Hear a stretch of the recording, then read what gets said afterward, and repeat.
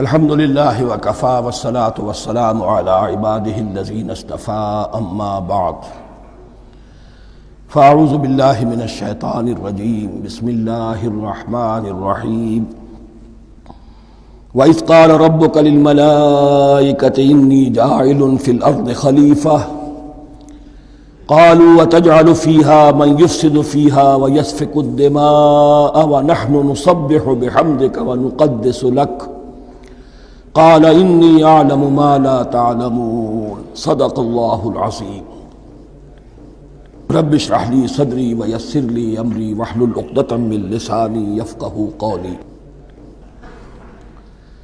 جیسا کہ میں نے عرض کیا تھا، سورہ بقرہ کے پہلے 4 رکوع نہایت اہم ہیں، نہایت جامع ہیں۔ پہلے 2 رکوعوں میں 3 قسم کے انسانوں کی وضاحت کی گئی، 3 قسم کے کردار کے نقشے کھینچ دیے گئے۔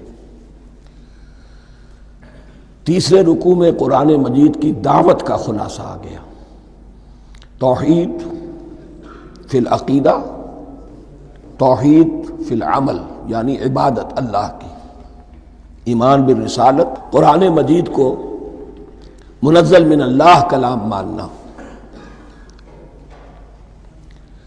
اس میں اگر شک ہے تو جو بھی چیلنج تھا، اگر واقعتاً تمہیں شک ہے، حقیقت میں شک نہیں ہے، لیکن جیسا کہ تم کہہ رہے ہو کہ تمہیں شک ہے تو کوشش کرو اس کے مقابلے کی ایک صورت بنانا ہو۔ پھر آخرت، جنت اور دوزخ، ان دونوں کا تذکرہ ہو گیا۔ پھر ایک خاص مسئلہ جو قرآن مجید کے اسلوب پر اعتراض کی شکل میں آیا کہ اس میں مچھر جیسی حقیر شے کا بھی تذکرہ ہے، اس کی حکمت بیان کر دی گئی کہ تشبیہ اور تمثیل میں ظاہر بات ہے کہ ممثل لہو اور ممثل بہی میں مناسبت چاہیے۔ جس چیز کے لیے تمثیل بیان کی جا رہی ہے، جس شے سے تمثیل بیان کی جا رہی ہے، ان میں مناسبت ہونی چاہیے، اس میں عظیم یا حقیر کا کوئی سوال نہیں۔ پھر یہ بات کہ جن لوگوں کے دلوں میں زیغ ہے، کجی ہے، وہ اس قرآن سے بھی ان کی ضلالت میں، گمراہی میں اضافہ ہوگا۔ جو لوگ طالب حق ہیں ان کو یہ قرآن مجید ہدایت دے گا، اور کن کو اللہ گمراہ کرتا ہے؟ جو سرکش ہے، جو نمبر 1 اللہ سے جو عہد کر کے دنیا میں آئے تھے اس کی خلاف ورزی کر رہے ہیں اور صلہ رحمی کے بجائے قطع رحمی کرتے ہیں۔ اس کے بعد ایک بہت اہم فلسفیانہ بات آ گئی، اور اسی کے ضمن میں میں نے اصل میں یہ ساری بات دہرائی ہے۔ میں نے کہا تھا کہ یہ بات واضح ہوگی آگے جا کر سورہ غافر میں۔ پھر ذہن میں لائیے کہ جب یہ صورت نازل ہوئی ہے، سورہ غافر نازل ہو چکی تھی، لہذا یہاں اجمالی تذکرہ ہے، وہاں تفصیلی تذکرہ ہے۔ اہل جہنم کا قول نقل ہوا ہے، ربنا امتنا اثنتین واحییتنا اثنتین فاعترفنا بذنوبنا فہل الی خروج من سبیل۔ اے اللہ، تو نے 2 مرتبہ ہم پر موت وارد کی، 2 مرتبہ ہمیں زندہ کیا، اب ہم نے اپنے قصور تسلیم کر لیے، تو اب یہاں سے بھی کوئی اور مرحلہ ہے یا نہیں؟ یہاں سے نکلنے کا بھی کوئی راستہ ہے یا نہیں؟ اس سے حقیقت یہ واضح ہوئی، انسان کی تخلیق اول ہوئی عالم ارواح میں، صرف ارواح کی حیثیت سے، اور حدیث میں آتا ہے الارواح جنود مجندہ، لشکروں کی شکل، تمام انسان۔ ان سے عہد لیا گیا الست بربکم قالوا بلی، پھر سلا دیا گیا ارواح کو۔ یہ گویا کہ پہلی موت تھی جو ہم گزار آئے۔ پھر عالم خلق کا مرحلہ آیا۔ عالم خلق میں یہ تناسل کے ذریعے سے رحم مادر میں جب ایک جنین تیار ہوتا ہے تو ایک حدیث ہے حضرت عبداللہ ابن مسعود سے، 4 مہینے کا جب جنین ہو جاتا ہے تو اس کے بعد وہ روح لا کر اس میں پھونک دی جاتی ہے۔ یہ گویا کہ احیاء اولا ہو گیا، پہلی مرتبہ کا زندہ کیا جانا، پہلی موت کی نیند سے جگا دیا گیا۔ اے تازہ واردان بساط ہوائے دل، اب ہم اس دنیا میں اس جسد کے ساتھ زندہ ہوئے، اب پھر موت آئے گی، جسد یہی چلا جائے گا جہاں سے آیا تھا، روح جہاں سے آئی تھی وہاں واپس جائے گی۔ ثم یمیتکم ثم یحییکم ثم الیہ ترجعون، پھر تمہیں اللہ کی طرف لوٹا دیا جائے گا۔ یہ ہے بہت گہرا نقطہ۔ فلسفہ دین کا۔ اس کے بعد مضمون شروع ہو رہا ہے خلافت کا، جس کا اجمالی جو ہے تذکرہ تیسرے رکوع کی آخری آیت میں آ گیا۔ هو الذی خلق لکم ما فی الارض جمیعا، زمین میں جو کچھ ہے اے انسانوں تمہارے لیے پیدا کیا گیا۔ اسی کے ساتھ جڑتا ہوا مضمون اب خلافت کا آ رہا ہے۔ وَإِذْ قَالَ رَبُّكَ لِلْمَلَائِكَةِ إِنِّي جَاعِلٌ فِي الْأَرْضِ خَلِيفَةً، اور یاد کرو جب کہ کہا تھا تمہارے رب نے فرشتوں سے میں بنانے والا ہوں زمین میں ایک خلیفہ۔ اب خلیفہ کی حقیقت کو سمجھیے، خلیفہ کسے کہتے ہیں؟ نائب۔ عام طور پر لوگوں کو مغالطہ ہوتا ہے کہ خلیفہ جانشین جو ہے وہ تو کسی کے موت کے بعد ہوتا ہے، زندگی میں تو نہیں ہوتا۔ لیکن یہاں اصل میں ہمارے لیے بہت آسان ہے، انسان کی جو اصل حقیقت ہے اس دنیا میں اس کو سمجھنے کے لیے یوں سمجھیے کہ ہم آج سے 50 سال پہلے انگریز کے غلام تھے۔ ہمارا بادشاہ یا ملکہ انگلستان میں تھا یا تھی، دہلی میں وائس رائے ہوتا تھا۔ وائس رائے کا کام کیا ہے؟ جو حکم آیا ہے ہز میجسٹیز گورنمنٹ کا یا ہر میجسٹیز گورنمنٹ کا جو حکم آیا ہے بلا چون و چرا، بغیر کسی تغیر اور تبدل کے نافذ کرے۔ ہاں جہاں کوئی حکم وہاں سے نہیں ہے تو یہاں کے حالات میں بہترین اپنی رائے قائم کرے، غور و فکر کرے، یہاں کی مصلحتیں کیا ہے، جو چیز بھی امپائر کی مصلحت میں ہو اس کے مطابق فیصلہ کر سکتا ہے۔ بین ہی یہی رشتہ ہے۔ اللہ ہے لیکن اللہ نے اپنے آپ کو غیب کے پردے میں چھپا لیا ہے۔ زمین پر انسان ہے، اب انسان کا کام یہ ہے جو ہدایت آ رہی ہے اللہ کی طرف سے اس پر تو بے چون و چرا عمل کرے۔ جہاں کوئی ایکسپریس ہدایت نہیں ہے، کوئی واضح ہدایت نہیں ہے، وہاں اپنے بیسٹ ججمنٹ کو ایکسرسائز کرے، اسی کا نام اجتہاد ہے۔ غور و فکر کرے، سوچے، اور جو بات روح دین کے زیادہ سے زیادہ مطابقت رکھنے والی ہو اس کو اختیار کر لے۔ بین ہی یہی رشتہ ہے در حقیقت، رشتہ خلافت کہ جو اللہ اور انسان کے مابین ہے۔ اب یہ جو دی گئی ہے یہ حیثیت تمام انسانوں کو دی گئی ہے۔ پوٹینشلی ہر انسان اللہ کا خلیفہ ہے، لیکن جو اللہ کا باغی ہو جائے، جو خود حاکمیت کا مدعی ہو گیا، گویا کہ وہ باغی ہے۔ اب اگر شاہ جہان بادشاہ تھا، اس کا کوئی ولی عہد تھا، اور ولی عہد جو ہے صبر نہیں کر سکتا، اپنے باپ کی زندگی ہی میں بغاوت کر دیتا ہے، حکومت حاصل کرنا چاہتا ہے، تو اب وہ کیا ہے؟ واجب القتل ہے۔ جو لوگ بھی حاکمیت کے مدعی ہو گئے، ویسے تو حقیقت واجب القتل ہے، لیکن دنیا میں مہلت دی ہے اللہ نے، یہ دار الامتحان ہے، فوراً قتل نہیں کرتا، فوراً ختم نہیں کرتا۔ وَلَوْلَا كَلِمَةٌ سَبَقَتْ مِن رَبِّكَ إِلَىٰ أَجَلٍ مُّسَمًّى لَقُضِيَ بَيْنَهُمْ، اگر یہ پہلے بات طے نہ ہو چکی ہوتی، ایک وقت معین تک کے لیے انہیں مہلت اللہ نے نہ دی ہوتی تو اللہ فیصلہ چکا دیتا، لیکن مہلت دی ہے۔ لیکن کم سے کم اتنی سزا ملتی ہے کہ اب وہ خلافت کے حق سے محروم کر دیے گئے۔ گویا کہ اب خلافت دنیا میں ہوگی خلافت المسلمین، صرف وہی شخص کہ جو اللہ کو مانے اپنا حاکم مطلق، وہ خلافت کا اہل ہے۔ تو یہ چند باتیں خلافت کی اصل حقیقت کے ضمن میں یہیں پر سمجھ لیجیے۔ وَإِذْ قَالَ رَبُّكَ لِلْمَلَائِكَةِ إِنِّي جَاعِلٌ فِي الْأَرْضِ خَلِيفَةً قَالُوا أَتَجْعَلُ فِيهَا مَن يُفْسِدُ فِيهَا وَيَسْفِكُ الدِّمَاءَ وَنَحْنُ نُسَبِّحُ بِحَمْدِكَ وَنُقَدِّسُ لَكَ۔ اور یاد کرو جب کہ تمہارے رب نے کہا تھا فرشتوں سے کہ میں زمین میں خلیفہ بنانے والا ہوں، تو انہوں نے کہا کہ کیا تو بنائے گا اس میں جو فساد مچائے گا اس میں اور خوریزی کرے گا۔ وَنَحْنُ نُسَبِّحُ بِحَمْدِكَ وَنُقَدِّسُ لَكَ، ہم آپ کی تسبیح اور تحمید اور آپ کی تقدیس میں لگے ہوئے ہیں۔ قَالَ إِنِّي أَعْلَمُ مَا لَا تَعْلَمُونَ، فرمایا میں جانتا ہوں جو تم نہیں جانتے۔ اب یہاں سوال پیدا ہوتا ہے کہ فرشتوں کو یہ گمان کیسے ہوا، یا یہ خیال کیسے ہوا؟ دو رائے ہیں اس میں۔ ایک تو یہ کہ انسان کی تخلیق سے پہلے اس دنیا میں جنات تھے، اور انہیں بھی کچھ اللہ نے تھوڑا سا اختیار دیا تھا، اور انہوں نے یہاں فساد مچایا. انہی پر قیاس کرتے ہوئے فرشتوں نے سمجھا کہ انسان بھی پھر زمین میں فساد مچائے گا، خونریزی کرے گا.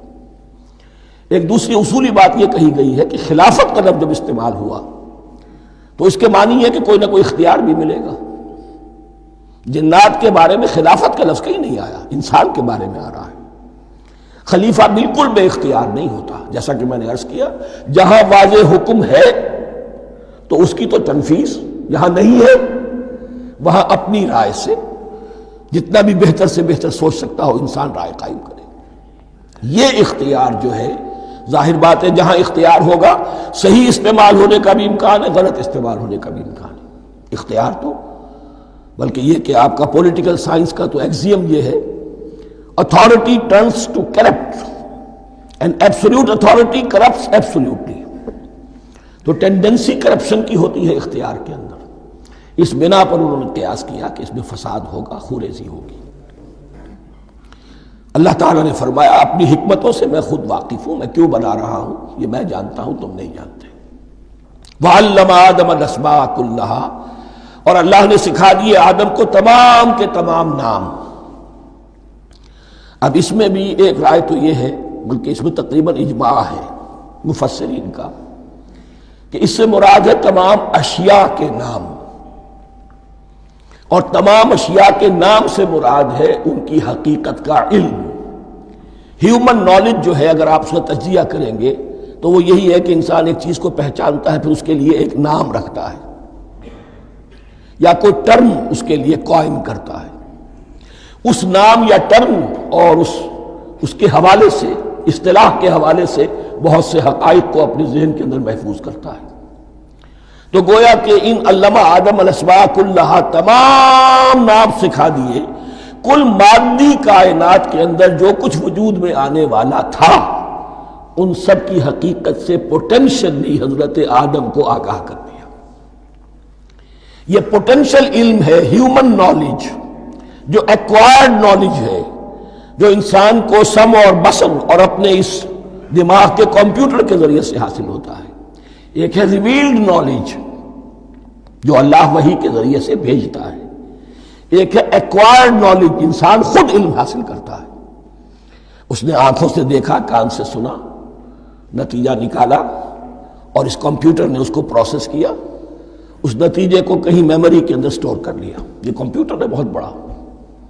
پھر کچھ اور دیکھا، کچھ اور سنا، کچھ چھو کر معلوم ہوا، کچھ چکھ کر معلوم ہوا، کچھ سونگھ کر معلوم ہوا، کوئی اور نتیجہ نکلا، اسے وہ پاسٹ میموری کے ساتھ اس کو ٹیلی کیا اور نتیجہ نکالا.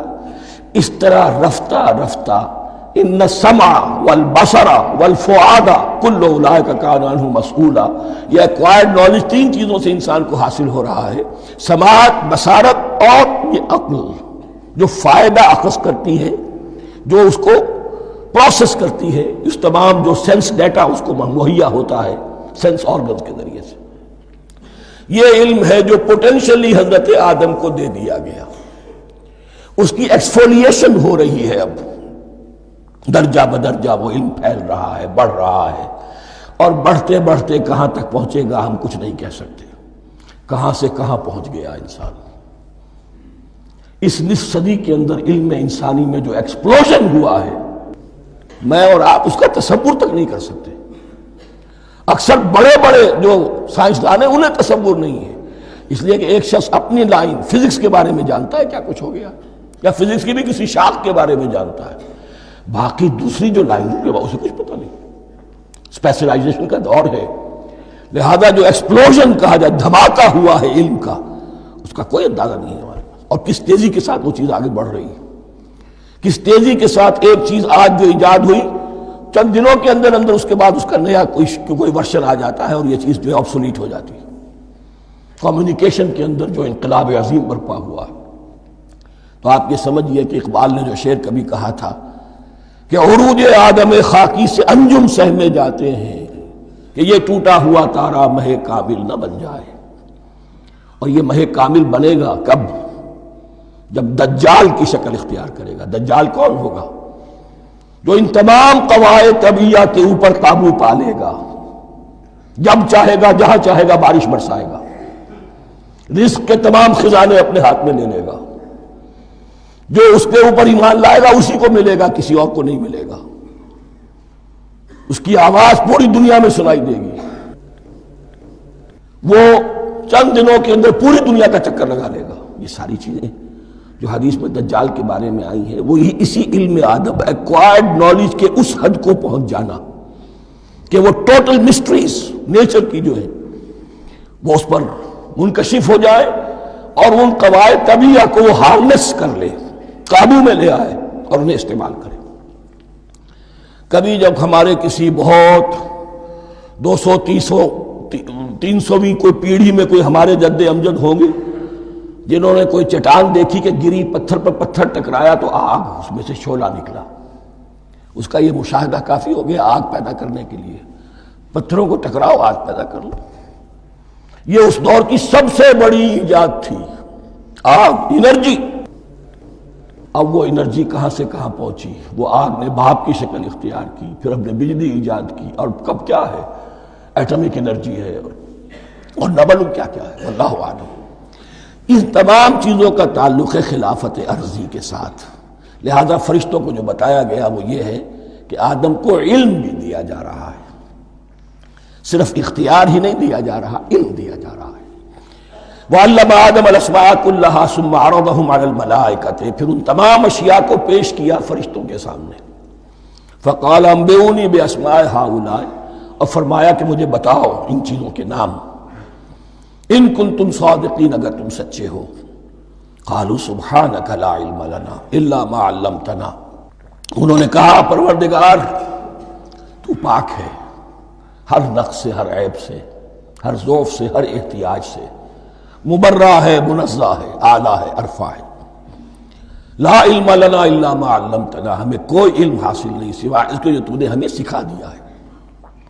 اس کی تعبیر یہی بہتر معلوم ہوتی ہے کہ ملائکہ کی حیثیت در حقیقت اس کائناتی جو حکومت ہے اللہ کی، آفاقی حکومت،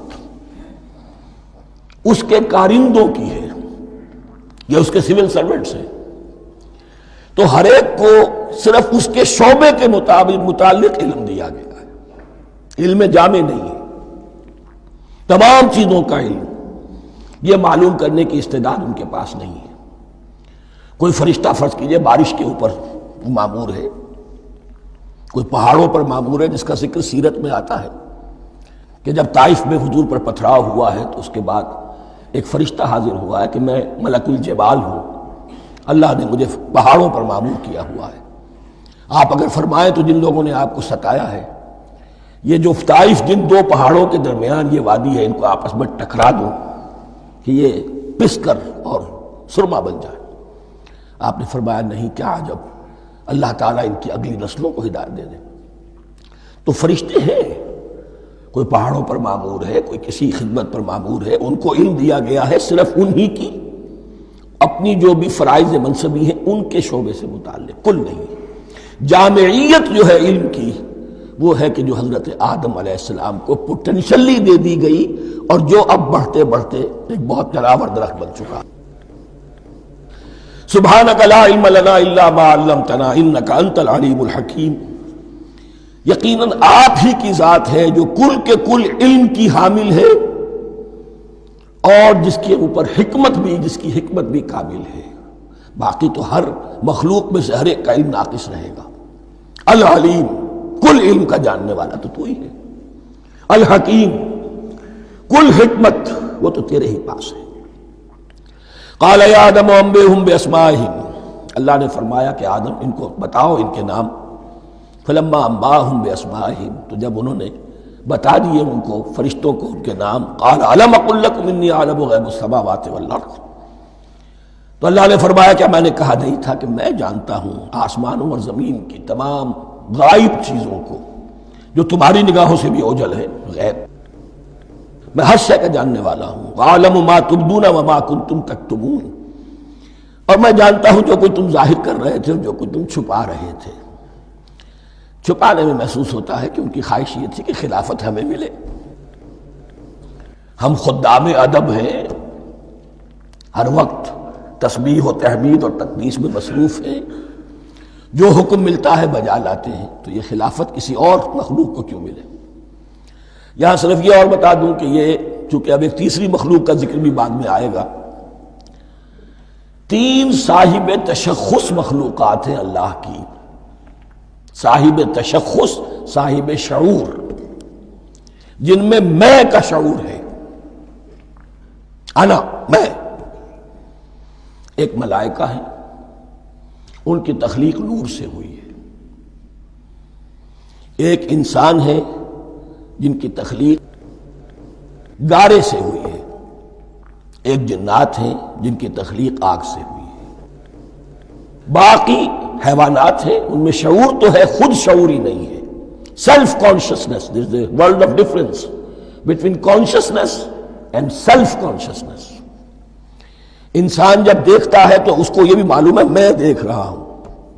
کتا بلہ دیکھتا ہے، اسے یہ اندازہ نہیں ہوتا کہ میں دیکھ رہا ہوں، دیکھنے کا ایک نتیجہ ہے جو نکل آتا ہے، لیکن میں کا وجود نہیں ہے۔ یہ انا، سیلف، ایگو، یہ انسان میں ہے، جنات میں ہے، شعور میں، اور فرشتوں میں ہے۔ ایک نوری مخلوق، ایک ناری مخلوق، ایک زمین کے اس کرسٹ میں، یہ جو مٹی اور گارے، مٹی اور پانی کا جو ملغوبہ ہے گارے کی شکل میں، اس سے بنا ہے۔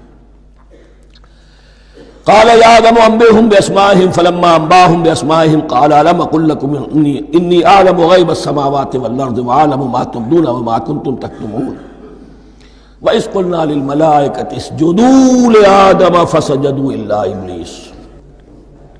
اور یاد کرو جب کہ ہم نے کہا فرشتوں سے سجدہ کرو سب کے سب آدم کو، جھک جاؤ آدم کے سامنے، فسجدوا، ان سب نے سجدہ کیا، الا ابلیس، سوائے ابلیس کے۔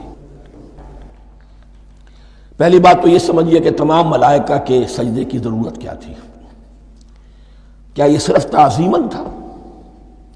اور تعظیماً اگر تھا تو کیا آدم خاکی کی تعظیم تھی یا کسی اور شے کی تعظیم تھی؟ مکی صورتوں میں یہ بات 2 جگہ واضح کی گئی ہے۔ فَإِذَا سَوَّيْتُهُ وَنَفَخْتُ فِيهِ مِن رُوحِي فَقَعُوا لَهُ سَاجِدِينَ، جب میں اس آدم کی تخلیق مکمل کر لوں اور اس میں اپنی روح میں سے پھونک دوں، تب گر پڑنا اس کے سامنے سجدے میں۔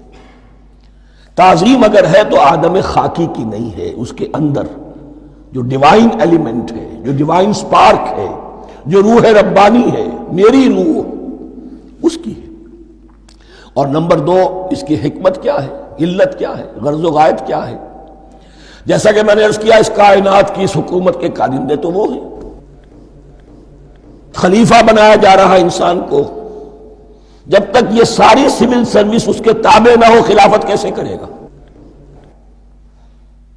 دیکھیے میں جانا چاہتا ہوں، چوری کرنے کے لیے جانا چاہتا ہوں، راستے میں کتنے فیکٹرز ہوں گے، کتنے فزیکل فینومینا ہوں گے۔ میں چلنا چاہتا ہوں، میں زمین کو دھکیلتا ہوں، زمین مجھے دھکیلتی ہے، زمین مجھے نہ دھکیلے تو میں کیسے چلوں گا؟ یہ پوری کائنات جو ہے، یہ جب ہم کو ارادہ کرتے ہیں اور کوئی فیل کرتے ہیں تو اس فیل کے پورے ہونے میں، اس کے ظہور میں نہ معلوم کون کون سے ایلیمنٹس ہیں، کون کون سی فورسز آف دی نیچر ہیں جو ہمارے ساتھ موافقت کرتی ہے تو ہم وہ کام کر سکتے ہیں۔ اور ان سب پر فرشتے مامور ہیں، ہر ایک کی اپنی ڈومین ہے۔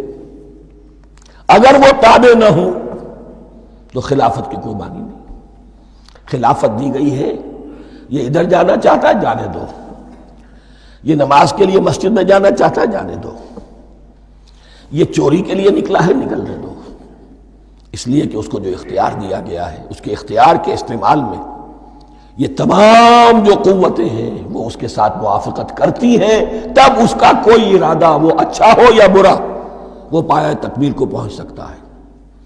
یہ گویا کہ سبارڈینیشن اس کے لیے سمبل کہ تمام فرشتوں کو جھکا دیا گیا۔ البتہ اس آیت میں ایک مغالطہ پیدا ہوتا ہے، الا ابلیس، سوائے ابلیس کے۔ مغالطہ یہ پیدا ہوتا ہے کہ شاید وہ بھی فرشتہ تھا، اس لیے کہ حکم تو فرشتوں کو دیا گیا تھا۔ پھر نوٹ کیجئے، اس سے پہلے، بہت پہلے سورہ کہف نازل ہو چکی ہے، اور سورہ کہف میں فرما دیا گیا ہے کان من الجن ففسق عن امر ربی، وہ جن تھا پس اس نے سرکشی کی اپنے رب کے حکم سے۔ فرشتے کی شان یہ نہیں ہے، وہ اللہ کے کسی حکم کی سرتابی نہیں کرتا۔ لا یعصون اللہ ما امرہم ویفعلون ما یؤمرون، وہ اللہ کے کسی حکم کی نافرمانی نہیں کرتے اور جو حکم ملتا ہے بجا لاتے ہیں۔ یہ جنات کے اندر اختیار تھا، جیسے اختیار انسانوں کو دیا گیا ہے۔ جنات میں نیک بھی ہیں، بد بھی ہیں، اعلیٰ بھی ہیں، ادنا بھی ہیں، جیسے انسانوں میں۔ لیکن یہ عزازیل جو جن تھا، علم اور عبادت دونوں کے اعتبار سے بہت بلند ہو گیا تھا، اور یہ فرشتوں کا یوں سمجھیے کہ ہم نشین، فرشتوں کے ساتھ اس طور سے شامل، جیسے بہت سے انسان بھی اگر اپنی بندگی میں، زہد میں، عبادت میں، نیکی میں ترقی کریں تو ان کا ملائے اعلیٰ کے ساتھ، عالم ارواح کے ساتھ، عالم ملائکہ کے ساتھ ایک رابطہ قائم ہوتا ہے۔ اسی طریقے سے وہ جو عزازیل تھا، جن ہونے کے باوجود اپنی نیکی، عبادت، پارسائی اور اپنے علم میں فرشتوں سے بہت آگے تھا، اس لیے معلم الملکوت کی شکل اختیار کر چکا تھا۔ اس کو اپنی ذوق تھا، یہ بات جیسا کہ میں نے عرض کیا 7 مرتبہ قرآن میں یہ بات آئی ہے، قصہ ابلیس و آدم، کہ فرشتوں کو حکم ہوا کہ سجدہ کرو، سب جھک گئے، ابلیس نے سجدے سے انکار کر دیا 7 مرتبہ۔ یہ 7ویں مرتبہ ہے جو ہم پڑھ رہے ہیں، مصحف میں پہلی مرتبہ آ رہا ہے، ترتیب نزول میں 7ویں مرتبہ آ رہا ہے۔ یہ آدم و ابلیس کا قصہ اس سے آگے سورہ اعراف میں آئے گا، پھر سورہ ہجر میں آئے گا، سورہ بنی اسرائیل میں آئے گا، سورہ کہف میں آئے گا، سورہ طٰہٰ میں آئے گا، سورہ صاد میں آئے گا، 6 مرتبہ مکی قرآن میں، 1 مرتبہ یہاں۔ تو یہاں اشارہ نہیں کیا، اس لیے مغالطہ ہو سکتا ہے، لیکن یہ کہ سورہ کہف میں آپ کو بتا چکا ہوں کان من الجن ففسق عن امر ربی، اس نے اپنے رب کے حکم سے سرتابی۔ ابلیس اس کا صفاتی نام ہے اب، اس لیے کہ اب لسیبلسو کے معنی ہوتے ہیں مایوس ہو جانا۔ یہ اللہ کی رحمت سے بالکل مایوس ہے، اور مایوس جو ہو جائے وہ شیطان ہو جاتا ہے۔ اب میرا تو چھٹکارا نہیں ہے، جتنوں کو برباد کر سکوں کروں، میری تو عاقبت خراب ہو چکی ہے، جتنوں کو اپنے ساتھ، ہم تو ڈوبے ہیں صنم، تم کو بھی لے ڈوبیں گے۔ اب وہ شیطان اس معنی میں کہ انسان کی عداوت اس کی گھٹی میں پڑ گئی، اس نے اللہ سے پھر اجازت بھی لی کہ مجھے مہلت دے دے، یوم یبعثون، قیامت تک کے دن کے لیے، تو میں ثابت کر دوں گا کہ یہ آدم اس رتبے کا حقدار نہ تھا، مستحق نہ تھا جو اسے دیا گیا۔ انا خیر منہ، میں اس سے بہتر ہوں۔ خلقتنی من نار وخلقتہ من طین، تو نے مجھے آگ سے بنایا، اسے گارے سے بنایا۔ لیکن یہ تکبر ہے در حقیقت کہ جس نے اسے راندہ درگاہ حق کر دیا۔ وَإِذْ قُلْنَا لِلْمَلَائِكَةِ اسْجُدُوا لِآدَمَ فَسَجَدُوا إِلَّا إِبْلِيسَ أَبَىٰ وَاسْتَكْبَرَ، ابا اس نے انکار کیا، واستکبر اور تکبر کیا، استکبار کیا، وَكَانَ مِنَ الْكَافِرِينَ۔ کانا عربی زبان میں 2 طرح کا ہوتا ہے، تامہ، ناقصہ۔ ایک معنی یہ ہو سکتے ہیں کہ ہو گیا، اب اپنے اس استکبار اور انکار کی وجہ سے کانا من الکافرین، وہ کافروں میں سے ہو گیا۔ ایک کانا تامہ ہوتا تھا ہی کافروں میں سے، یعنی اس کے اندر سرکشی چھپی ہوئی تھی، اب ظاہر ہو گئی۔ یہ معاملہ ہوتا ہے، کسی شخص کی بدنیتی اس کے اوپر پردے پڑے رہتے ہیں نیکی کے، زہد کے، کسی خاص وقت میں آ کر وہ ننگا ہو جاتا ہے، اور جو اس کے اندر تھا اصل اس کی حقیقت وہ سامنے آ جاتی ہے۔ اس کا امکان ہے، تو دونوں معنی اس کے ہو سکتے ہیں۔ وَقُلْنَا يَا آدَمُ اسْكُنْ أَنْتَ وَزَوْجُكَ الْجَنَّةَ، اور ہم نے کہا کہ اے آدم رہو تم اور تمہاری بیوی جنت میں۔ اب یہ جنت کون سی ہے؟ اکثر حضرات کے نام کر کے نزدیک یہ جنت کہیں آسمان ہی میں تھی، آسمان ہی میں حضرت آدم کی تخلیق ہوئی۔ البتہ یہ سب مانتے ہیں کہ ایک وہ جنت الفردوس جو ہے جس میں جانے کے بعد پھر واپس نکلنے کا کوئی امکان نہیں، یہ وہ جنت نہیں ہے جس میں کہ آخرت میں لوگوں کو جا کر داخل ہونا ہے، اس میں داخل ہونے والے کے نکلنے کا کوئی امکان نہیں۔ ایک رائے یہ بھی ہے، میرا رجحان اس رائے کی طرف ہے، تخلیق آدم اسی زمین پر ہوئی ہے، وہ جن مراحل سے گزری ہے تخلیق وہ ایک علیحدہ مسئلہ ہے۔ بایولوجی اور وحی دونوں اس پر متفق ہیں کہ مٹی سے، کرسٹ آف دی ارتھ سے انسان بنا ہے، اس پر اتفاق ہے قرآن کا بھی اور بایولوجی کا بھی، جدید علم الحیوانات کا بھی، علم الحیات کا۔ سٹیجز کیا ہیں اس میں اختلاف ہو سکتا ہے، اس کو چھوڑ دیجئے، وہ اس وقت کا بحث نہیں۔ یہی کسی اونچے مقام پر کوئی سرسبز و شاداب علاقہ تھا جہاں حضرت آدم کو رکھا گیا، کہ جہاں ہر طرح کے میوے تھے، ہر شے، لا تظمأ فیہا ولا تضحیٰ، نہ اس میں بھوک لگے گی، نہ دھوپ تمہیں ستائے گی، ہر طرح کی چیز تمہیں فراہم ہے۔ وہاں رکھے گئے ہیں صرف ایک ڈیمانسٹریشن کے لیے، کہ انہیں نظر آ جائے کہ شیطان میرا دشمن ہے، وہ مجھے ورغلائے گا، طرح طرح سے میرے اندر وسوسہ اندازی کرے گا، میرے اور میری اولاد کے، صرف ایک ڈیمانسٹریشن۔ اس کی مثال یوں سمجھیے کہ سلیکشن تو ہو گیا، سی ایس پی گریڈ میں کوئی شخص آ گیا ہے، لیکن اب وہ سول سروس اکیڈمی میں رکھا جا رہا ہے۔ تو یہ کوئی اکیڈمی ہو سکتا ہے اسی زمین پر، وہ صرف بتانا یہ تھا کہ تمہیں معلوم ہو جائے کہ یہ شیطان تمہارا دشمن ہے۔ اس لیے کہ اس میں جو ایک لفظ حبوط کا آ رہا ہے، وہ حبوط صرف ایک ہی معنی میں نہیں ہوتا، دوسری معنی میں بھی ہے۔ واللہ عالم، یہ چیزیں پھر متشابہات میں رہیں گی، اس لیے ان کے بارے میں کوئی ایک رائے دوسری رائے، اس کے لیے ذہن سے، عقل سے بات کر کے ایک یا دوسری رائے اختیار کر سکتے ہیں۔ وَقُلْنَا يَا آدَمُ اسْكُنْ أَنْتَ وَزَوْجُكَ الْجَنَّةَ، اور ہم نے کہا کہ رہو اے آدم، تم بھی اور تمہاری بیوی بھی باغ میں، اس باغ میں، الجنہ، اس باغ میں، گویا کہ اشارہ کیا جا رہا۔ وَكُلَا مِنْهَا رَغَدًا حَيْثُ شِئْتُمْ، اور کھاؤ اس میں سے با فراغت جہاں سے چاہو، ہر طرح کا پھل ہے کھاؤ۔ وَلَا تَقْرَبَا هَٰذِهِ الشَّجَرَةَ، یہاں پہ اس درخت کا نام نہیں دیا گیا، اشارہ اس درخت کے قریب مت جانا۔ فَتَكُونَا مِنَ الظَّالِمِينَ، تو تم ظالموں میں سے ہو جاؤ گے، تم حد سے گزرنے والوں میں سے ہو جاؤ گے۔ اب اس کی بھی حکمت سمجھیے کہ چونکہ ڈیمانسٹریشن کرانی ہے کہ تمہیں کسی چیز سے، ہزار چیزیں مباح ہیں دنیا میں، چند چیزیں پینے کی حرام ہیں، اب تم اگر ان ہزار مباح چیزوں کو چھوڑ کر حرام چیز کو پیتے ہو تو یہ تمہارا اختیار ہوا، جبکہ اللہ تعالیٰ نے مباحات کا دائرہ بہت وسیع رکھا ہے۔ جس سے چاہو چند رشتے ہیں جو بیان کر دیے گئے، یہ حرام ہے، محرمات ہے، ابدیہ ہیں، ان سے تو شادی نہیں ہو سکتی، باقی کسی مسلمان عورت سے دنیا کے کسی کونے میں وہ شادی کر سکتے، کروڑوں کے آپشنز آپ کے لیے خالی کھلے ہیں، لیکن پھر بھی انسان شادی نہ کرے، زنا کرے، یہ گویا کہ اس کی اپنی خباثت نفس ہے۔ ایک نہیں، دو دو، تین تین، چار چار تک شادی کرو، اجازت ہے تمہیں۔ تو اس اعتبار سے مباحات، اب یہ پورا باغ تمہارے لیے مباح ہے، بس ایک درخت ہے، اس کے پاس نہ جانا، اور درخت کا نام لینے کی کوئی ضرورت نہیں، تو آزمائش تھی نا، صرف ایک آزمائش اور اس کی ڈیمانسٹریشن۔ فَأَزَلَّهُمَا الشَّيْطَانُ عَنْهَا، تو پھسلا دیا ان دونوں کو شیطان نے اس درخت کے بارے میں۔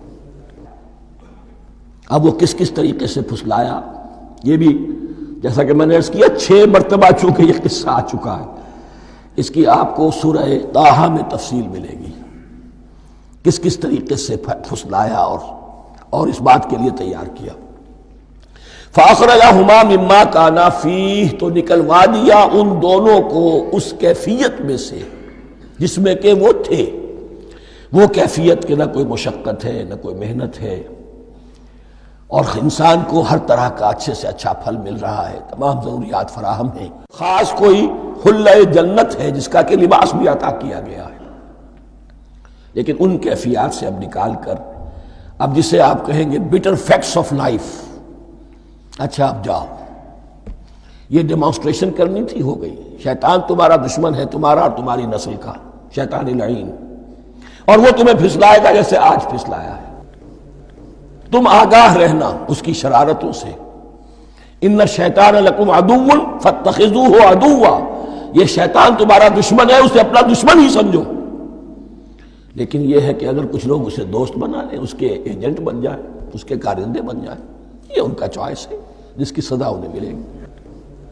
فَأَخْرَجَهُمَا مِمَّا كَانَا فِيهِ وَقُلْنَا اهْبِطُوا بَعْضُكُمْ لِبَعْضٍ عَدُوٌّ، اور ہم نے کہا اترو، تم سب ایک دوسرے کے دشمن ہوگے، اب یہ چونکہ جمع کا صیغہ آیا ہے، ایک دوسرے کے دشمن ہو گئے، تو ایک دشمنی تو شیطان اور آدم اور ذریت آدم کی ہے، ایک اور دشمنی بھی ہے جو انسان میں مرد اور عورت کے مابین ہے۔ عورت بھی پھسلاتی ہے، غلط راستے پر ڈالتی ہے، مرد عورتوں کو گمراہ کرتے ہیں، عورتیں مردوں کو گمراہ کرتی ہیں۔ قرآن مجید میں کہا گیا یا ایھا الذین آمنوا ان من ازواجکم واولادکم عدوا لکم فاحذروہم، اہل ایمان چوکنے رہو، چوکس رہو، تمہاری بیویوں اور اولاد میں سے تمہارے دشمن ہیں، بچ کر رہو، کیپ الرٹ، کہیں ان کی محبت تمہیں راہ حق سے منحرف نہ کر دے۔ تم ایک اچھا کام کرنا چاہتے ہو، بیوی رکاوٹ بن گئی، بیوی کو اچھا کام کرنا چاہتی، شوہر رکاوٹ بن گیا، تو یہ محبت نہیں ہے، یہ عداوت ہے۔ اس حوالے سے بعضکم لبعض عدو وَلَكُمْ فِي الْأَرْضِ مُسْتَقَرٌّ وَمَتَاعٌ إِلَىٰ حِينٍ، اور تمہارے لیے اب زمین میں مستقر ہے، جائے قیام ہے اور متاع ہے، ضرورت کی چیزیں ہیں ہم نے فراہم کر دی ہیں، إِلَىٰ حِينٍ، لیکن ایک وقت معین تک کے لیے، یہ ابدی نہیں ہے، ایک وقت آئے گا یہ بساط ہم لپیٹ دیں گے۔ یوم نطوی السماء کطی السجل للکتب، جس دن کہ ہم تمام فضاؤں کو اور تمام خلاؤں کو، تمام آسمانوں کو اس طرح لپیٹ لیں گے جیسے کتابوں کا تمار لپیٹ لیا جاتا ہے، ایک وقت آئے گا۔ یہ تخلیق الی اجل مسمى ہے، الی حین ہے۔ فتلقى آدم من ربہ کلمات فتاب علیہ، تو سیکھ لیے، حاصل کر لیے آدم نے اپنے رب سے کچھ کلمات، تو اللہ نے ان کی توبہ قبول کر لی۔ اب اس کی وضاحت سورہ اعراف میں ہے، یہ تو چونکہ پس منظر میں وہ 2/3 قرآن موجود ہے، اس کی وضاحت کیا ہے کہ حضرت آدم میں سخت پشیمانی پیدا ہوئی ہے، میں نے کیا کیا، مجھ سے خطا سرزد ہو گئی، اللہ کے حکم کی میں نے خلاف ورزی کی، لیکن ان کے پاس الفاظ نہیں تھے کن الفاظ میں اللہ سے استغفار کریں، کن الفاظ میں اللہ سے معافی چاہیں۔ اللہ کی رحمت یہ ہوئی کہ اللہ نے الفاظ انہیں خود تلقین فرما دی۔ یہ اللہ کی شان رحیمی ہے۔ اصل شے جو ہے وہ انسان کے اندر گناہ پر ندامت کا پیدا ہو جانا ہے، یہ اصل توبہ ہے۔ علامہ اقبال نے جو بڑی اپنی آغاز عنفوان شباب میں جو اشعار کہے تھے، ان میں سے ایک شعر کو سن کر پھڑک اٹھے تھے اس وقت کے اساتذہ بھی۔ موتی سمجھ کے شان کریمی نے چن لیے، قطرے جو تھے میرے عرق انفعال کے، انفعال کہتے ہیں شرمندگی کو، شرمندگی سے میری پیشانی پر جو پسینے کے قطرے نمودار ہو گئے، میرے پروردگار کو وہ اتنے عزیز ہوئے، اس نے انہیں موتی کی طرح چن لیا۔ موتی سمجھ کے شان کریمی نے چن لیے، قطرے جو تھے میرے عرق انفعال کے، تو فتلقى آدم من ربہ کلمات، ان پر پچھتاوا ہوا، ندامت ہوئی، اللہ نے انہیں الفاظ، وہ الفاظ کیا تھے وہ سورہ اعراف میں ہیں، ربنا ظلمنا انفسنا وان لم تغفر لنا وترحمنا لنکونن من الخاسرین، اے اللہ ہم نے اپنی جانوں پر ظلم کیا ہے، اور اگر تو نے ہمیں بخش نہ دیا اور رحم نہ فرمایا تو ہم تو خسارہ والوں میں ہو جائیں گے، تباہ ہو جائیں گے، برباد ہو جائیں گے۔ یہی پر فوری تقابل موجود ہے۔ غلطی ابلیس سے بھی ہوئی، حکم سے سرتابی ہوئی، لیکن اس پر ندامت نہیں ہوئی، تکبر کی بنا پر اور اکڑ گیا، انا خیر منہ۔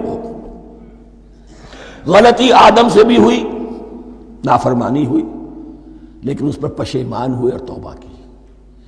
وہ شیطنت ہے، یہ آدمیت ہے، ورنہ کوئی انسان گناہ سے اور معصیت سے مبرہ نہیں ہے۔ حضور کی ایک حدیث ہے، کل بنی آدم کلکم خطاؤون، کل بنی آدم خطاؤون وخیر الخطائین التوابون، آدم کے تمام اولاد، تمام انسان خطا کار ہیں، ان خطا کاروں میں بہتر وہ ہیں، اچھے وہ ہیں جو توبہ کرتے ہیں۔ تو یہاں حضرت آدم سے غلطی ہوئی، انہوں نے توبہ کی، پشیمانی ہوئی، ندامت ہوئی، اس نے کی اور اس پر جم گیا، اصرار کیا. فتلقى آدم من ربه کلمات فتاب علیہ انہ هو التواب الرحیم. یقیناً وہی تو ہے بہت توبہ کو قبول فرمانے والا اور بہت رحم فرمانے والا. یہ نوٹ کیجئے گا توبہ کا لفظ دونوں طرف سے آتا ہے. بندہ بھی تواب وخیر الخطائین التوابون. تواب بندے بھی ہو گئے، تواب اللہ بھی ہے. اس کی اصل حقیقت کیا ہے؟ بندے نے خطا کی اور دور ہو گیا اللہ سے. اللہ نے اپنی رحمت کی نگاہ اس سے پھیر لی. بندے نے توبہ کی، اللہ پھر اپنی رحمت کے ساتھ اس کی طرف متوجہ ہو گیا. توبہ کے معنی پلٹنا. بندہ معصیت سے توبہ کر کے اپنی اصلاح کی طرف، بندگی کی طرف، اطاعت کی طرف پلٹ آیا.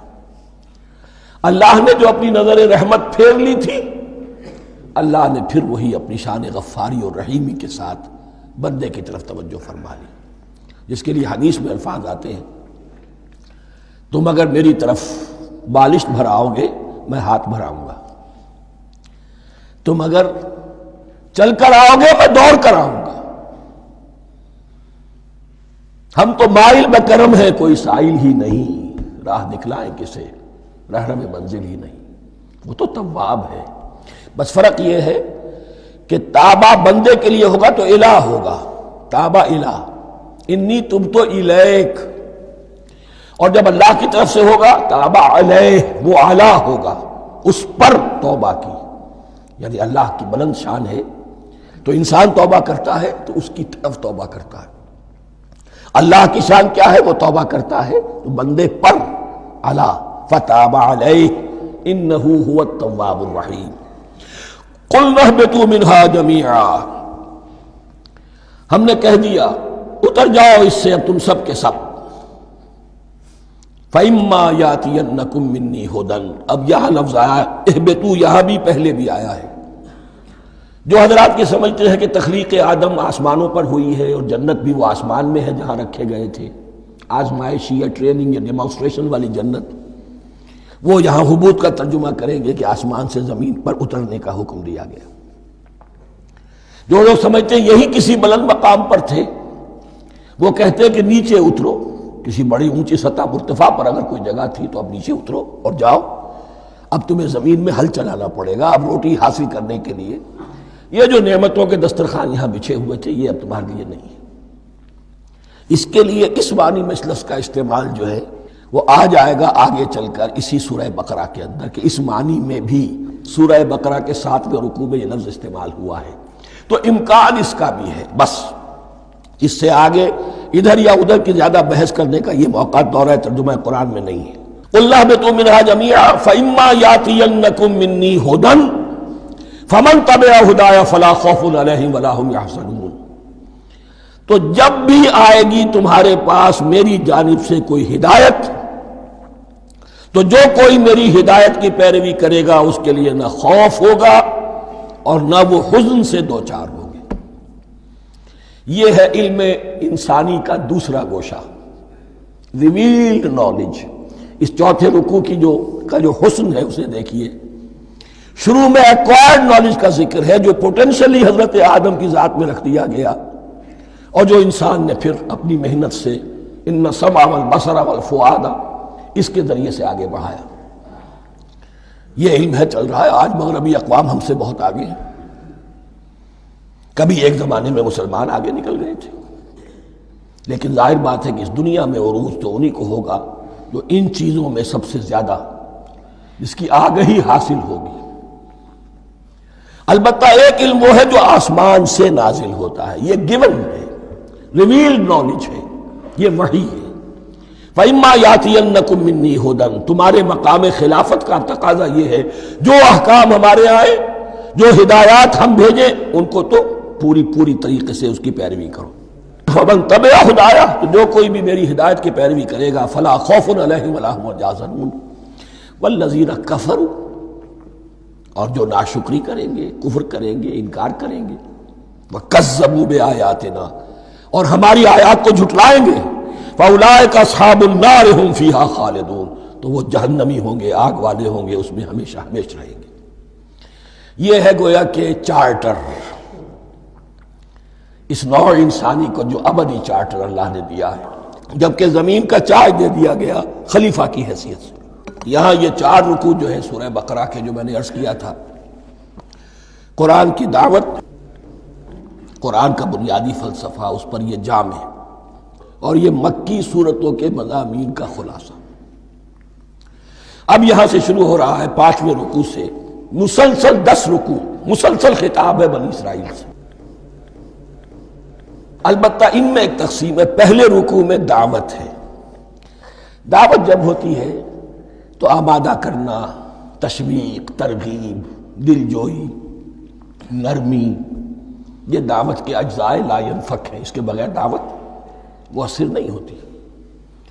لہذا ان 7 آیات میں یہ یوں سمجھیے کہ ان 10 رکوعوں کے لیے یہ بمنزلہ فاتحہ ہے۔ جیسے سورہ فاتحہ 7 آیتوں کی، ایسے ہی اس دعوت سابقہ امت مسلمہ کو دعوت دی جا رہی ہے، تو کس طرح دی جا رہی ہے؟ یہ کون تھے؟ یہ بھی مسلمان ہی تو تھے نا، کافر تو ہو گئے حضور کا انکار کر کے، ورنہ وہ موسیٰ کے ماننے والے، شریعت ان کے پاس، بڑے بڑے علماء ان میں، علم کا چرچا ان میں، سب کچھ تھا، ان کو دعوت دی جا رہی ہے۔ لیکن میں اس لیے آپ کو چاہتا ہوں، اس کو توجہ دلا رہا ہوں، آج اگر مسلمانوں میں جو غافل ہو گئے، اپنی حقیقت کو بھول گئے، اپنے فرض منصبی سے غافل ہو گئے، دنیا کے اور قوموں کی طرح کی ایک قوم بن کر رہ گئے، اگر کوئی ایک داعی گروہ کھڑا ہو، کوئی جماعت، کوئی فرد، اور اس سے جماعت بنے، تو ظاہر بات ہے سب سے پہلے اسے اسی امت کو دعوت دینی ہوگی، اس لیے کہ دنیا تو اسلام کو پہچانے گی اس امت کے حوالے سے۔ فزیشن ہیل تھائی سیلف، پہلے یہ تو ٹھیک ہو، یہ کہیں پر صحیح اسلام کا نمونہ پیش کرے تو دنیا کو دعوت دے سکو گے، آؤ دیکھو یہ ہے اسلام۔ اس لیے ان کو جو دعوت دینے کا اسلوب ہونا چاہیے وہ عکس ہوگا اس اسلوب کا جو ان 7 آیات میں ہمارے سامنے آ رہا ہے۔ یا بنی اسرائیل اذکروا نعمتی التی انعمت علیکم، اے بنی اسرائیل، اسرائیل کو سمجھ لیجئے یہ مرکب لفظ ہے، اسر، اسی سے اسیر بنا ہے، اسیر جو کسی کا قیدی ہوتا ہے، ایل عبرانی میں اللہ کے لیے ہے، اور اسرائیل کا ترجمہ ہے عبداللہ، اللہ کا غلام، اللہ کے ساتھ بندھا ہوا اس کی اطاعت کے قلاتے کے اندر۔ تو یہ اسرائیل یہ لقب ہے حضرت یعقوب علیہ السلام کا، ان کے 12 بیٹے تھے، 12 بیٹوں سے جو نسل چلی وہ بنی اسرائیل ہے، انہی میں حضرت موسیٰ کی بعثت ہوئی اور تورات انہیں دی گئی، پھر یہ ایک بہت بڑی امت بنے۔ ان پر 4 ادوار آ چکے تھے قرآن مجید کے نزول کے وقت، 2 مرتبہ اللہ کی رحمت کی بارشیں ہوئیں، انہیں عروج نصیب ہوا، 2 مرتبہ ان کو دنیا پرستی، شہوت پرستی، اللہ کے احکام کو پس و پیش ڈال دینے کی سزا میں عذاب کے کوڑے ان پر برسے۔ اس کا ذکر آئے گا سورہ بنی اسرائیل کے پہلے رکوع میں۔ اس وقت جب کہ قرآن نازل ہو رہا ہے، اس وقت وہ اپنے اس زوال کے دور میں تھے۔ حال یہ تھا کہ حضور صلی اللہ علیہ وسلم کی بعثت سے پہلے ہی 2nd ٹیمپل بھی شہید کیا جا چکا تھا، گرایا جا چکا تھا۔ حضرت سلیمان نے جو بنایا تھا ہیکل سلیمانی، جس کو یہ 1st ٹیمپل کہتے ہیں، اسے نیبوکدنضر نے گرا دیا تھا حضرت مسیح سے بھی کئی سو سال پہلے۔ لیکن اس کے بعد پھر یہ رومنز نے سن 70 عیسوی میں حضور کی ولادت سے 500 برس پہلے ان کا یہ یروشلم تباہ و برباد ہوا، اس میں لوگوں کو قتل کیا گیا، قتل عام ہوا، اور 2nd ٹیمپل جو ہے وہ بھی گرا دیا گیا، جو اب تک گرا پڑا ہوا ہے۔ صرف ایک ویلنگ وال ہے جس کے پاس جا کر یہودی جو ہے ماتم کر لیتے ہیں، روتے ہیں، اور اب وہ بنانے پر تلے ہوئے ہیں اپنا 3rd ٹیمپل، اس کے نقشے بن چکے ہیں، بلو پرنٹ بن چکے ہیں۔ لیکن بہرحال جس وقت قرآن نازل ہو رہا تھا یہ بہت ہی پستی میں تھے۔ اس کے بارے میں فرمایا، اے بنی اسرائیل ذرا یاد کرو میرے اس انعام کو جو تم پر ہوا۔ وہ انعام کیا ہے؟ میں نے تمہیں اپنی کتاب دی، نبوت سے سرفراز فرمایا، اپنی شریعت تمہیں عطا فرمائے، تمہیں داؤد، تمہارے اندر داؤد اور سلیمان جیسے بادشاہ اٹھائے جو بادشاہ بھی تھے، نبی بھی تھے۔ وَأَوْفُوا بِعَهْدِي، اور میرے وعدے کو پورا کرو تاکہ میں بھی اپنے وعدے کو پورا کروں۔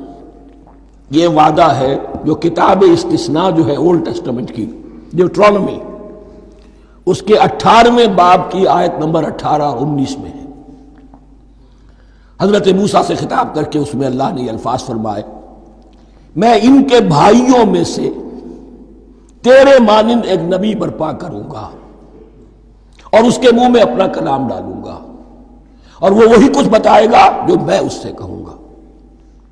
یہ گویا کہ حضرت موسیٰ علیہ السلام کی امت کو بتایا جا رہا تھا کہ نبی آخر الزماں آئیں گے اور تمہیں انہیں قبول کرنا ہے۔ قرآن مجید میں اس کا بڑا تفصیلی ذکر سورہ اعراف میں آئے گا انشاءاللہ، لیکن یہاں فرمایا اوفوا بعہدی اوف بعہدکم، تم میرا عہد پیرا پورا کرو، میرے اس نبی کو تسلیم کرو، اس پر ایمان لاؤ، اس پر کی صدا پر لبیک کہو، تو میں تمہیں میرے انعام و اکرام اور بڑھتے چلے جائیں گے۔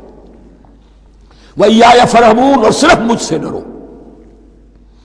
وَآمِنُوا بِمَا أَنزَلْتُ مُصَدِّقًا لِمَا مَعَكُمْ، اور ایمان لاؤ اس پر جو میں نے نازل کیا ہے، جو تمہارے پاس جو تورات ہے اس کی تصدیق کرتے ہوئے آیا ہے۔ اس کے دو معنی ہے، ایک تو قرآن تصدیق کرتا ہے تورات کی اور انجیل کی، فیہا ھدی و نور، فیہ ھدی و نور، اور دوسرے یہ کہ قرآن اور محمد صلی اللہ علیہ وسلم ان پیشین گوئیوں کے مصداق بن کر آئے ہیں جو تورات میں تھی، ورنہ وہ پیشین گوئیاں جھوٹی ثابت ہوتی۔ ان کے مصداق کون ہے؟ قرآن اور محمد صلی اللہ علیہ وسلم، یہ دونوں معنی اس کے ہیں۔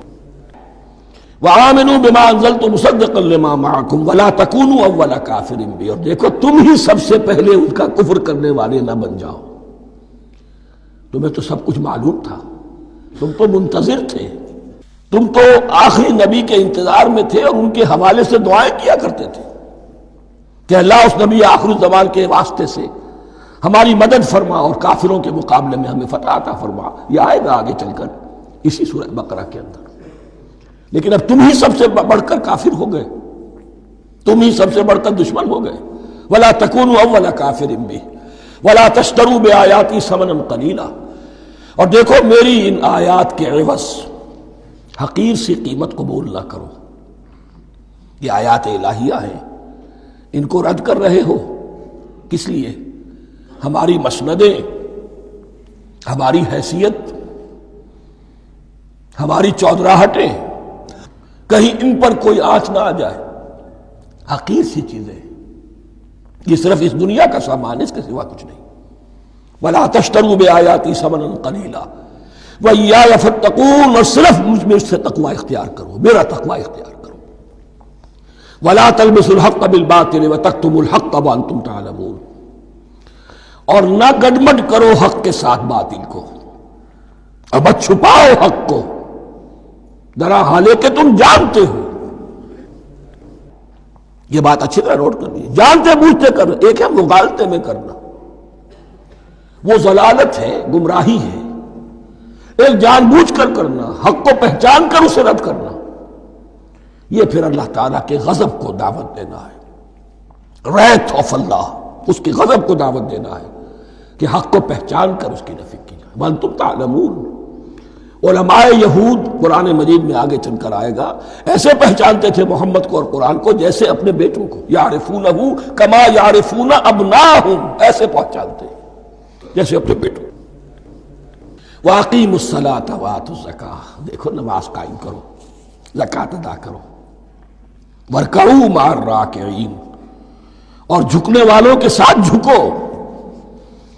یہ اول تو رکوع کو انہوں نے اپنے ہاں سے خارج کر دیا تھا، ثانیاً باجماعت نماز ان کے ہاں ختم ہو گئی تھی۔ وَارْکَعُوا مَعَ الرَّاکِعِینَ، جماعت باجماعت نماز کی طرف اشارہ ہے۔ أَتَأْمُرُونَ النَّاسَ بِالْبِرِّ وَتَنْسَوْنَ أَنفُسَكُمْ، کیا تم لوگوں کو نیکی کا حکم دیتے ہو، تقوی کی، پارسائی کی تعلیم دیتے ہو؟ میں کہہ رہا ہوں نا کہ اصل میں مخاطب کون ہے؟ علماء یہود۔ اس آیت سے ثابت ہو گیا عالم ہمارا بھی جب بھی کھڑا ہوگا اونچے سے اونچا آواز کہے گا، اعلیٰ سے اعلیٰ بات کہے گا۔ اکثر و بیشتر کا حال یہ ہے کہ ان کا اپنا کردار دیکھیے تو کوئی مناسبت ہی نہیں اس سے کہ جو وہ بات کہہ رہا ہے، جو لوگوں کو دعوت دے رہا ہے اس پر خود عمل نہیں۔ تو یہی در حقیقت علماء یہود کا کردار بن چکا تھا۔ اتامرون الناس بالبر وتنسون انفسکم، کیا تم لوگوں کو نیکی کا حکم دیتے ہو اور خود اپنے آپ کو بھول جاتے ہو؟ وانتم تتلون الکتاب، اور یہ سب کچھ تم کر رہے ہو اس حال میں کہ کتاب پڑھتے بھی ہو، تورات پڑھتے ہو، صاحب تورات ہو۔ ہمارے بھی بہت سے علماء کا، علماء سو جنہیں ہم کہتے ہیں، حال یہ ہو چکا ہے، خود بدلتے نہیں قرآن کو بدل دیتے ہیں، ہوئے کس درجہ فقیہان حکم بے توفیق۔ جو صورتحال ہے صرف قرآن کا متن بچا ہوا ہے، اس کے مفہوم میں، اس کی تفسیر میں، اس کے ترجمے میں تو تحریفیں موجود ہیں، بڑی بڑی تحریفیں موجود ہیں، متن بچا ہوا ہے، وہ اس لیے کہ اللہ تعالیٰ نے اس کی حفاظت کا ذمہ لیا ہے۔ وَاسْتَعِینُوا بِالصَّبْرِ وَالصَّلَاةِ، اور مدد حاصل کرو دو چیزوں سے، صبر اور نماز۔ یہ صبر کا لفظ یہاں پر بہت قیمتی ہے، بہت بامانی ہے۔ علماء سو کیوں وجود میں آتے ہیں؟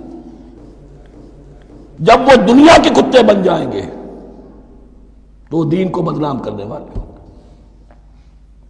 بظاہر دینی مناسب ہیں لیکن اصل میں ان کے پردے میں دنیا داری کی جا رہی ہے، صبر نہیں۔ بس صبر کے ساتھ اور نماز کے ساتھ، اس لیے کہ آپ صحیح راستے پر آئیں گے۔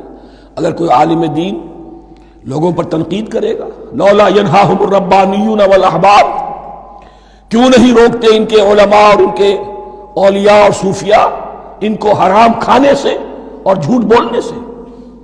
اگر کوئی شخص روکے گا اس کو پھر نذرانے تو نہیں ملیں گے، اس کی خدمتیں تو نہیں ہوگی۔ اگر تو دنیا میں صبر اختیار کرنا ہے تب تو آپ حق بات کہہ سکتے ہیں، اور اگر دنیاوی ایمبیشنز ہیں تو پھر آپ کو کہیں نہ کہیں کمپرومائز کرنا پڑے گا۔ وَاسْتَعِینُوا بِالصَّبْرِ وَالصَّلَاةِ، صبر اور نماز۔ وَإِنَّهَا لَكَبِیرَةٌ، اور یقیناً یہ بہت بھاری شے ہے، بہت بھاری شے ہے۔ عام طور پر خیال یہ ہے کہ انہا کی ضمیر صرف صلاۃ کی طرف جاتی ہے، نماز بہت بھاری ہے۔ ایک رائے یہ ہے کہ نہیں، یہ پورے طرز عمل کی طرف جا رہی ہے۔ یہ طرز عمل کہ خود صبر کرو، اس دنیا میں صبر کرو، دنیا اور دنیا کے متعلقات میں کم سے کم پر قانے ہو جاؤ، اور حق کا بول بالا کرنے کے لیے میدان میں آ جاؤ، یہ طرز عمل۔ اور اس میں پھر نماز، الصلاۃ عماد الدین۔ وَإِنَّهَا لَكَبِیرَةٌ إِلَّا عَلَى الْخَاشِعِينَ، یہ یقیناً بہت بھاری چیز ہے، یہ روش، یہ رویہ بھی بہت بھاری اور نماز بھی بہت بھاری ہے، سوائے ان خشوع رکھنے والوں کے، ڈرنے والوں کے، جن کے دل جھک گئے ہیں اللہ کے سامنے۔ الذین یظنون انہم ملاقو ربہم، جنہیں یہ یقین ہے کہ انہیں اپنے رب سے ملاقات کرنی ہے، جیسا کہ میں نے شروع میں توجہ دلائی تھی، وبالآخرۃ ہم یوقنون، یہ ایمان بالآخرت ہے جو انسان کو سیدھا رکھتا ہے عمل کے میدان میں۔ الذین یظنون انہم ملاقو ربہم وانہم الیہ راجعون، اور جنہیں یہ یقین ہے کہ بالآخر اسی کی طرف ہمیں لوٹنا ہے۔ بارک اللہ لی ولکم فی القرآن العظیم ونفعنی وإیاکم بالآیات والذکر